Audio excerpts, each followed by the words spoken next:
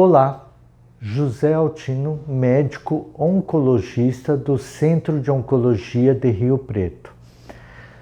Não poderíamos deixar de falar sobre o coronavírus, uma situação de pandemia mundial que tem atingido populações em diversos continentes e extremamente relevante no cenário atual. Coronavírus ou Covid-19. Esse é um vírus do tipo RNA vírus, ou seja, é um vírus que tem essa estrutura genômica de RNA, da família conhecida do coronavírus, que em espanhol e italiano, corona significa coroa, porque justamente no formato microscópico desse vírus lembra uma coroa. Essa família de vírus foi descrita inicialmente em 1960, então é um vírus já de uma família conhecida e que atualmente,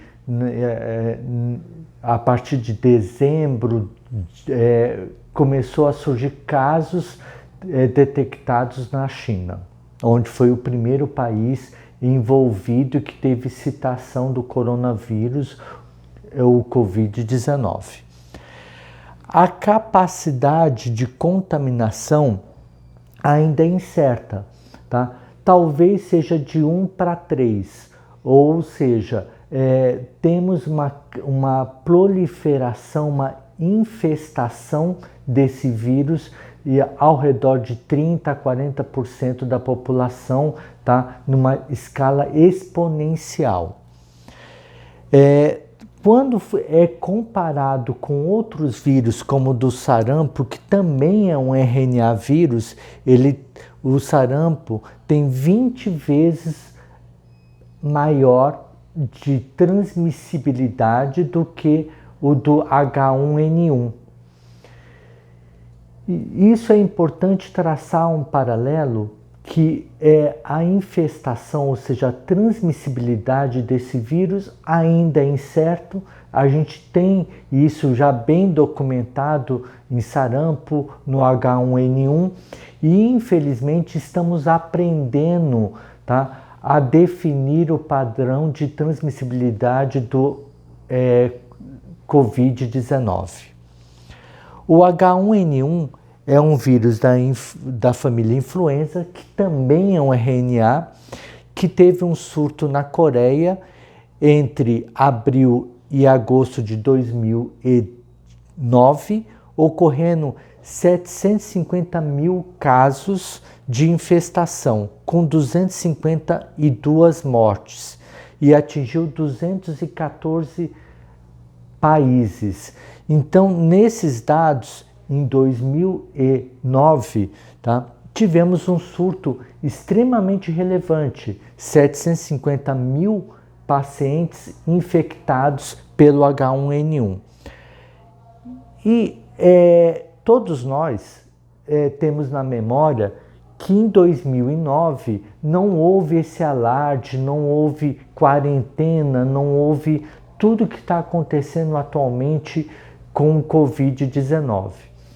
E algumas correlações em relação a isso se deve ao fato de que a mídia está muito mais presente agora em 2020 do que em 2009. O sistema de informação está muito mais presente e com isso existe também as falsas informações e algumas pânico, medo da população do que está por vir, pois a sociedade médica não está certa de qual o caminho que isso vai ter do Covid-19, já que o cenário na China foi diferente do cenário da Itália, que a gente vai comentar um pouco mais à frente. Retomando essa questão da correlação do H1N1, Na Coreia, em 2009, que foram 750 mil casos de infecção e 252 mortes, com uma mortalidade de 0,03%. Já o Covid-19, no ano de 2020, na China, foram 77 mil casos de infecção com 2.460 mortes, com uma mortalidade de 3,2%. Então, uma mortalidade significativamente maior do que o H1N1. Então, isso é importante ter no radar, tá? Então, temos motivos para ter pânico? Provavelmente sim. E aí, algumas questões políticas se faz necessária, pois por conta da repressão do sistema político da China, talvez as informações não tenham sido claramente divulgadas. Então, muito se questiona se o número de óbitos e o número de infectados podemos confiar de maneira convicta.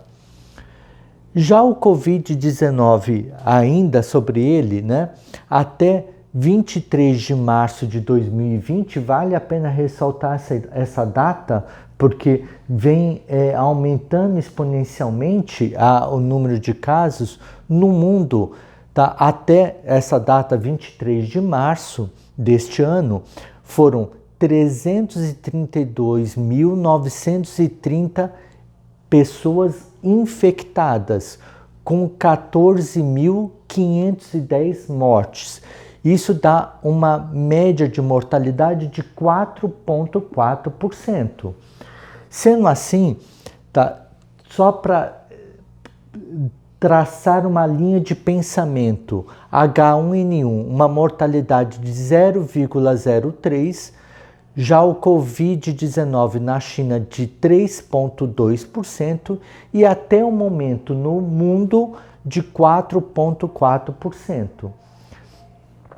Então, existe sim necessidade de uma maturidade, de nessa questão de como tratar essa pandemia do Covid-19. Já no Brasil, até essa data, novamente 23 de março, foram 2.201 casos infectados e confirmados, com 46 mortes, com 2,09%, com uma curva lenta que eu vou mostrar um pouco mais à frente o que é essa curva lenta. Mas a mortalidade permeia entre 3,2%, 4,4% e 2,09%. Então, a mortalidade em ambos os cenários, tanto na China quanto no mundo e quanto no Brasil, maior do que o H1N1. Em São Paulo, foram 810 casos infectados e confirmados, com 40 mortes, dando uma mortalidade de 4,9%. Isso é extremamente importante, pois o São Paulo é o centro de pandemia nacional. E não que não exista, existe em outros estados também, mas o estado de São Paulo é o que mais está sofrendo. Vale a pena ressaltar algumas diferenças. População da China, população do Brasil. A China tem ao redor de 1 bilhão e 400 habitantes e o Brasil ao redor de 250, 230 milhões de habitantes. Tá? Então, o número de habitantes é muito diferente. Temos, em relação à Itália, a faixa etária da população italiana, normalmente é uma faixa etária, uma pirâmide da faixa etária, com a faixa de ao redor de 70, 80 anos, com uma base alargada, ou seja, o número de habitantes nessa faixa etária extremamente significante, diferente do Brasil. E além disto, o clima.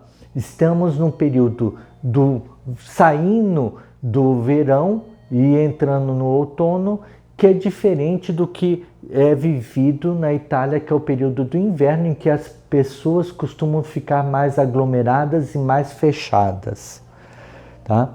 Mas vale a pena ressaltar que o número de óbitos na Itália, até essa data do 23 de março, foi de 6.820, com uma população de italianos de 61 milhões.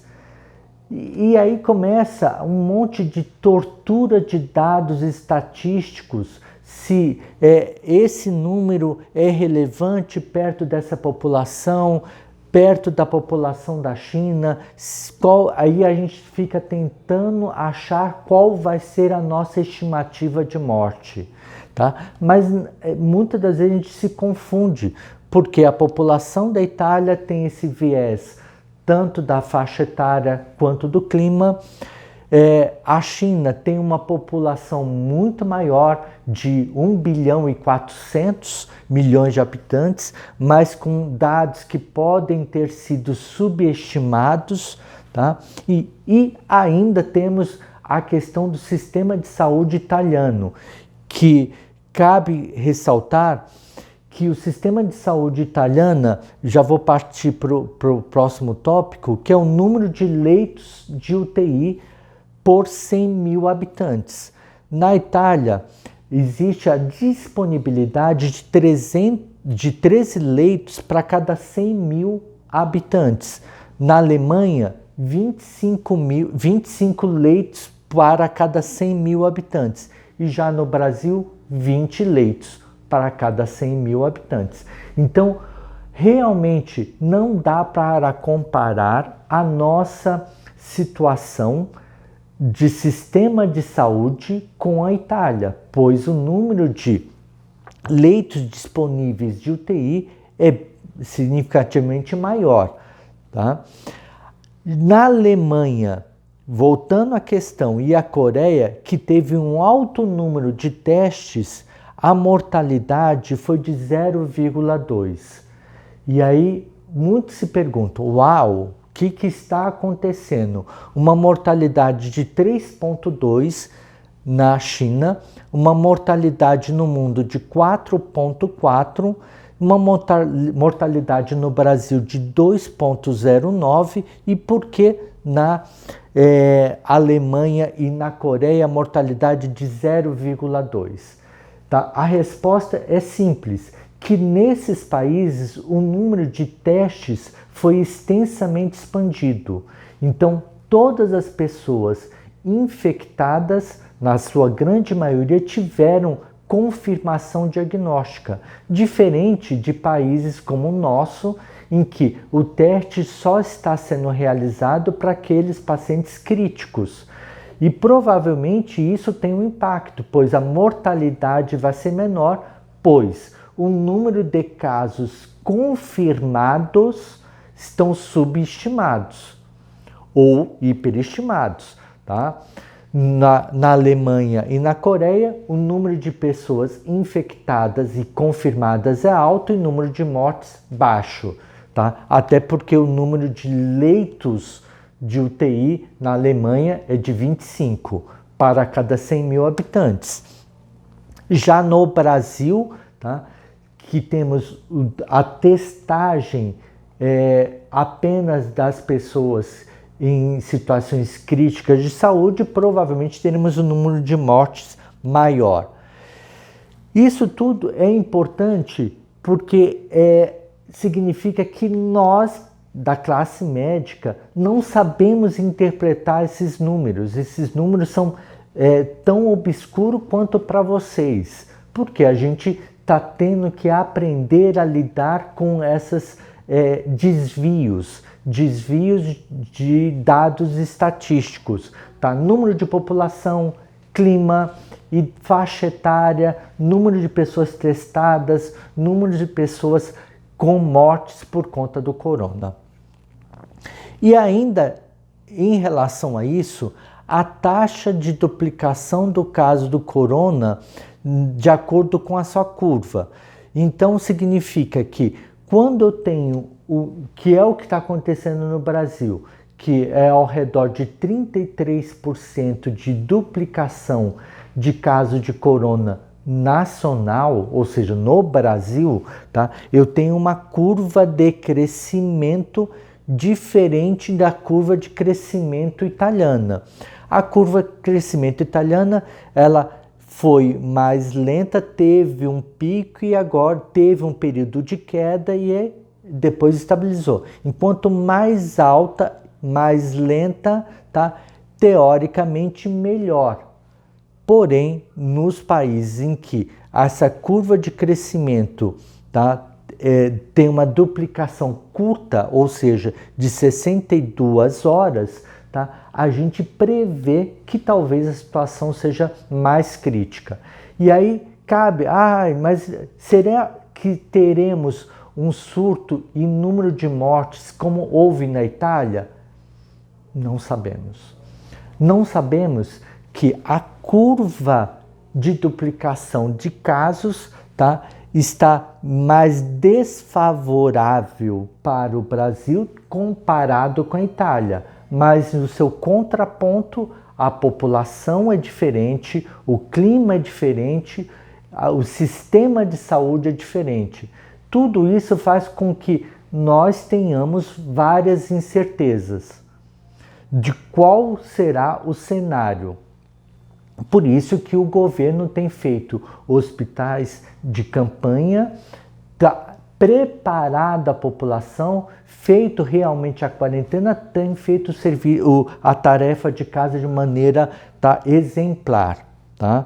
E devemos seguir essas orientações, pois são extremamente pertinentes ao cenário, pois as incertezas são notáveis. Então, se você me perguntar hoje, nós teremos uma evolução parecida com a Alemanha e com a Coreia, com uma mortalidade baixa, ou teremos uma evolução parecida com a Itália com uma mortalidade alta? Não sabemos, porque depende de variantes que não temos controle. O que temos e ciência é que a maneira de prevenção é fundamental, ou seja, lavar as mãos com água e sabão, se possível álcool gel, tá? E aí cabe uma ressalva, às vezes as pessoas estão, olha, se não tiver o álcool gel, tá? Eu não estou protegido, tá? E aí começa a comprar álcool gel, tá? Falsificado, que já teve esse desvio de conduta dentro do nosso país. E lembrando, se não tiver o álcool gel, uma boa lavagem das mãos com água e sabão, tá? É muito eficaz e deve ser valorizada. Cobrir o nariz e a boca ao espirrar, tá? Ou tossir, para que não tenha eliminação de gotículas aspersíveis para contaminar o próximo. Evitar aglomeração. Isso é fundamental, pois podemos ter uma pessoa totalmente assintomática, infectada pelo coronavírus e que nem ela mesma sabe que está.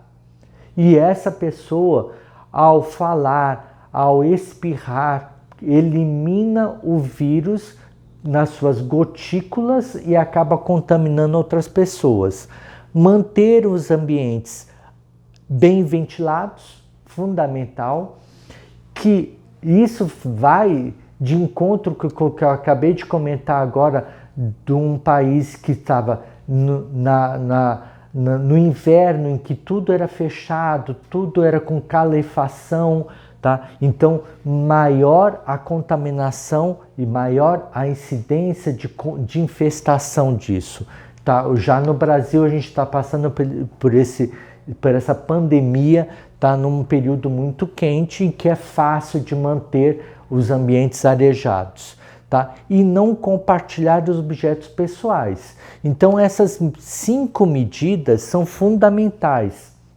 Lavar as mãos, tossir, proteger, como está aqui na figura, evitar aglomeração, ambientes ventilados e não compartilhar objetos pessoais. Isso é extremamente importante. E aí cabe ressaltar, mas então eu devo ou não devo ter álcool gel? Se você tiver, ótimo, mas se não tiver, não vá comprar álcool gel falsificado. Uma boa lavagem de mãos com água e sabão, tá? Manter a sua casa limpa, ambiente ventilado, evitar aglomeração, você já está fazendo a tarefa de casa. Os sintomas do Covid-19: febre, tosse, falta de ar, pneumonia e, em casos graves, que é a insuficiência respiratória aguda, que pode durar por 15 dias e é necessário a intubação orotraqueal, ou seja, que é um procedimento médico realizado apenas em UTI. Por isso que existem esses dados numéricos de leito de UTI, pois para que um paciente que tenha a síndrome respiratória aguda, não é possível tratamento em leito comum de hospital, é necessário um leito de UTI. Então, essa correlação de leitos por 100 mil habitantes, Itália, Alemanha, Brasil, é pertinente ser discutido agora. Insuficiência renal também pode acontecer e vale a pena ressaltar que casos podem ser praticamente assintomáticos. Então, por isso que temos a quarentena, porque a pessoa pode estar infectada e não saber que tem ou que teve a infestação pelo coronavírus. E a letalidade, que muito se fala, olha, então é só idoso que morre, criança não morre, e aí são dados dos Ministérios da Saúde, da OMS, são dados todos que foram apresentados aqui, foram dados extraídos de fontes seguras, tá? Nada foi manipulado, tá? Então, crianças de 0 a 9, a letalidade é 0, de 10 a 19, 0,2, de 20 a 29, 0,2, de 30 a 39, 0,2, de 40 a 49, 0,4, de 50 a 59, 1,3, de 60 a 69, 3,6, de 70 a 79, 8% e com mais de 80 anos, 14,8%.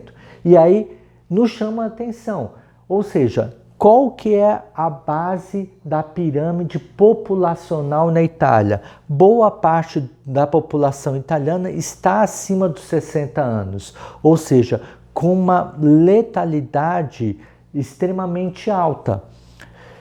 Diferente da nossa população, nossa pirâmide populacional não é dessa maneira. Mas existem sim as exceções de pacientes jovens com doenças associadas, seja problema cardiológico, seja problema respiratório, seja pacientes com outras comorbidades que estão num risco aumentado em relação a esses dados estatísticos que eu passei agora. E quais são essas situações? Doença cardiovascular. Aumenta em 11,7 vezes o risco. Diabetes, 8,1. Doença respiratória crônica, tipo enfisema, DPOC, 7. Hipertensão, 6,7. Hipertensão arterial, principalmente descontrolada. Ter mais de 80 anos, 6,4% e câncer 6,2%. Por isso que eu, oncologista, estou falando e preocupado com essa situação também, não só como brasileiro, mas como oncologista, pois os meus pacientes oncológicos, são pacientes de risco para complicações do coronavírus. Então, é importante que tenhamos sim a quarentena para que possamos diminuir a transmissibilidade, diminuir a aglomeração, para que tenhamos um menor número de pessoas com doenças complicadas, pois esses pacientes estão aí no nosso dia a dia.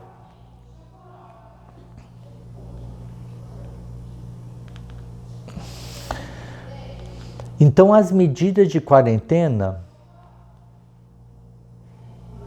tá? As ponderações, a quarentena diminui a contaminação e sim não a transmissão. Ou seja, o fato de ter um familiar infectado em casa pode acontecer. Essa pessoa pode estar totalmente assintomática, mas aquele núcleo familiar não vai contaminar outras famílias, tá? Então, não é que vai diminuir a contaminação, e sim a transmissão de uma família para outra, de uma população para outra. E aí cabe aquela nossa preocupação, como que será feito em regiões de alta densidade populacional? Por exemplo, favela, em que numa região muito pequena a densidade de população é alta. E isso é extremamente preocupante, porque muitas das vezes é fácil falar, vamos fazer quarentena onde cada um dorme num quarto, onde tem uma casa ampla, com janelas amplas, tá? Mas quando você cai numa realidade do Brasil, que é um país em desenvolvimento, em que tem favelas, ou seja, populações vivendo aglomeradas em casas que moram 5 a 7 pessoas em 2, 3 cômodos. O período de cura após infestação do Covid-19, tá? Ou seja, eu tive contato, tá? O risco de eu transmitir isso é ao redor de 40 dias, por isso a quarentena, tá? Aí a pessoa já se torna normal. E aí cabe também uma outra ressalva. Então essa pessoa estava internada com um exame positivo e agora ela deve ser segregada do nosso meio de convívio. Não, se ela já venceu a quarentena, mesmo que ela tenha teste positivo e ela está bem, com a saúde perfeita, saiu da crise, ela está apta a frequentar os nossos ambientes. Então ela não precisa ser segregada por conta disso. A transmissão aérea, contato, e aí cabe várias reticências em relação a isso, que as pessoas falam assim, mas eu não quero te dar a mão, eu não quero isso, eu não quero aquilo, eu não quero... Tá, é claro que a gente não vai saindo abraçando, beijando todo mundo, porque sabemos que isso, quanto mais próximo for o contato interpessoal, maior. Mas não podemos esquecer, o dinheiro que você compra a comida no supermercado, o pão na padaria, paga isso, tudo isso está contaminado. O celular que você usa. Então, também não devemos criar esse pânico no sentido de, olha, não chega perto de mim, porque vai que você esteja infectado quanto profissional de saúde, né? Que já aconteceu algum movimento como esse de profissionais de saúde entrarem dentro do transporte público e serem hostilizados por serem pessoas de alto risco de potencial, tá? Mas tudo está contaminado. O celular que você está falando, o dinheiro que você está manuseando, não só a pessoa, tá? Então, devemos ter esse cuidado para que a gente não tenha desvio de conduta. O racional, obviamente, evitar a aglomeração é fundamental. Inicialmente, o Covid-19 começou numa classe econômica favorecida, ou seja, classe econômica que teve a oportunidade de viajar para o exterior, tá? E por isso que boa parte dos casos de coronavírus, inclusive no Brasil, estão alocados em hospitais privados, tá? Porém, vai caminhar para a classe menos favorecida, tá? E hospitais públicos. Por isso que está sendo feita essa estrutura de hospital de campanha. Porque o hospital público tem uma limitação. Como sistema público de saúde em qualquer lugar, tá? Vai ter a sua limitação, qualquer estado. Tá? Então é necessário ter a maturidade. Então isso, o Ministério da Saúde está de parabéns, está tendo um racional estratégico muito bom em relação a isso. E aí, novamente, outra questão de segregação. Tá? Aí a minha empregada doméstica, ela é vítima ou ela é vilã? É ela que vai contaminar a minha família trazendo corona ou sou eu que vou contaminar? E aí cabe um adendo. Já ocorreu um caso de morte no interior do Rio de Janeiro, exatamente do contrário. A patroa estava em quarentena, a empregada doméstica que trabalha nessa casa entrou em contato com a patroa, né, durante a casa, foi para sua residência, começou a ter sintomas, passou mal e acabou falecendo em poucas horas. Quem faleceu não foi a patroa, e sim a empregada doméstica. Então a gente não pode dizer assim, não vou receber mais a diarista aqui em casa, não vou mais receber minha empregada doméstica. Tá? O risco, todos nós estamos na chuva e podemos molhar. Então temos que ter essa maturidade. Vamos ter limpa, arejada, água e sabão, não compartilhar, tá? Utensílios pessoais, tá? E não segregar, porque muitas das vezes você está empurrando para o buraco uma pessoa que depende desse dinheiro para comprar o seu alimento do dia a dia. Tá? A situação econômica do Brasil está crítica. E aí se a gente pega a nossa diarista e fala assim, não venha na minha casa a partir de hoje e sabe-se lá quando você vai vir, tá? Não sei se é o melhor caminho, tá? Pois talvez ela tivesse um risco maior de entrar na sua casa porque você frequentou, tá, ambientes com pessoas que chegaram do exterior e não ela. Mas ela mora numa favela. Tudo bem, mas você também frequenta ambientes em pessoas que chegaram fora do Brasil. Portanto, preconceitos básicos, conceitos básicos, tá? Cuidados com a mão, máscara. Se eu tenho algum sintoma respiratório, coriza, espirro, usa máscara. Lembrando que a máscara, ela tem uma vida útil. Então você coloca a máscara de manhã, tá? Essa máscara usual, ela tem uma meia vida de 2 a 4 horas. Então não é porque você vai colocar a máscara de manhã às 8 horas da manhã e vai seguir com ela até a noite que você está protegido. Você teria que trocar essa máscara a cada 2 ou 4 horas. Então, qual é a recomendação? Se eu estou num ambiente de aglomeração, coloco a máscara. E essa máscara deve permanecer enquanto eu estiver dentro desse ambiente de maior densidade de aglomeração. Tá? Eu estou num ambiente arejado com poucas pessoas, posso ficar sem a máscara.